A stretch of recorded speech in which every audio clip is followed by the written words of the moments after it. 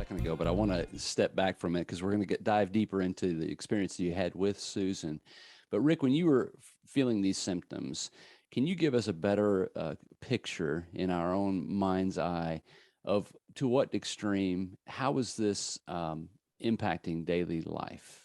Yeah, that's a great question. It was debilitating. In short, I had trouble walking. After I got through the spasms and the initial X-rays, and I started physical therapy, my biggest challenge was walking. I wasn't playing any golf. I wasn't playing any tennis. I couldn't run. And I'm a guy who's been doing all that stuff for the last, my whole life, I guess, let's say. Yeah. And so I was able to kind of get through some walks. The medication helped. But it's a funny story we do tell around here. Is in the middle of February timeframe. I was about 40 minutes into a walk, and I literally called my wife and said, "Could you please come pick me up?" The pain through my well, at that point it was both front and back, but both quadriceps and glutes and hamstrings was so intense I couldn't have a natural walking movement. My leg, I had a great appreciation for all those people who suffer from nerve damage. When you hear stories about people's nerves are so damaged that the body just doesn't function right. And as a guy who's been an athlete his whole life, that was terrible. And I'm making all kinds of deals with God. I'm doing everything, like if I can just learn to walk again without pain, I'm in a good place, right? I'll give up tennis. I'll give up golf. I just want to walk at this point. Yeah. So at times tingling, at times, sharp pain, but I would say more than anything, it was just this inability to have a natural, normal stride. My legs just weren't working.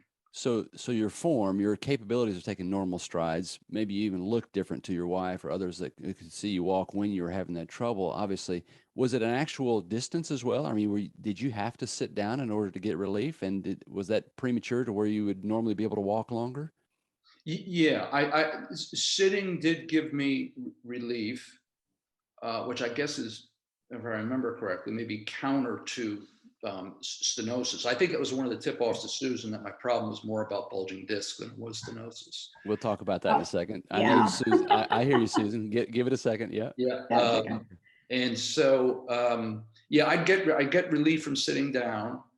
The stretches that the PTs, were giving me, it Yeah, was a walk lot us of through that, Rick.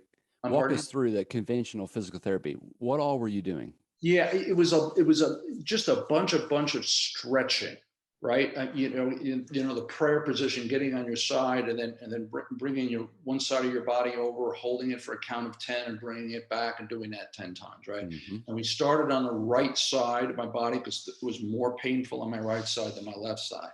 Then we eventually, included the left side.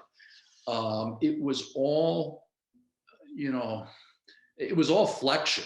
Right. We weren't doing bridging of any kind.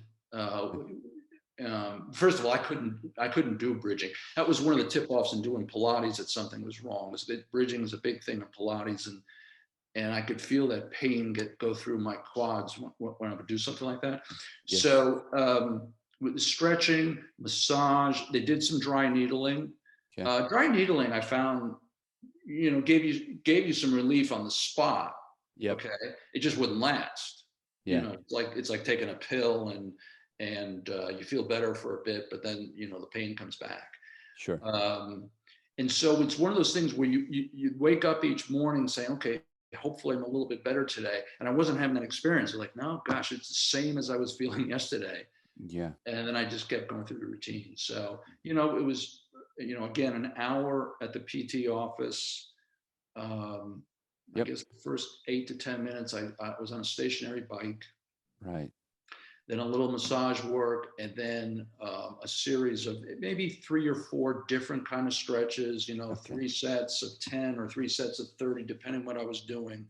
Yep. But it was a lot of twisting, which now that we know what we know, maybe I was even aggravating the real reason for my pain. right? Do you remember feeling like you were feeling better in the midst of doing that at those sessions or leaving there? No. Okay. You felt the and, and, same. and I'm inclined. I'm one of those guys. I'm inclined to say, "Oh yeah, no, Phil. Oh yeah, no, I'm okay. Yeah, you know." And got to the point. I gave it 2 months. Now, I was going to some say might that's pretty argue that I patient. need to give it longer. Yeah. Fair enough. I mean, when I worked with Susan, it took us 6 or 7 weeks. But with Susan, I was getting better, right? But it was Right. 6 or 7 weeks before we had that aha moment. In McKenzie, when you guys talk about the 24 to 48 hours of no pain, it took us a while to get there. Sure. Of course, we may have been undoing all the wrong stuff I've been doing for the previous. Hear the entire episode for free on iTunes, Spotify, other favorite podcast players, or go to mechanicalcareforum.com.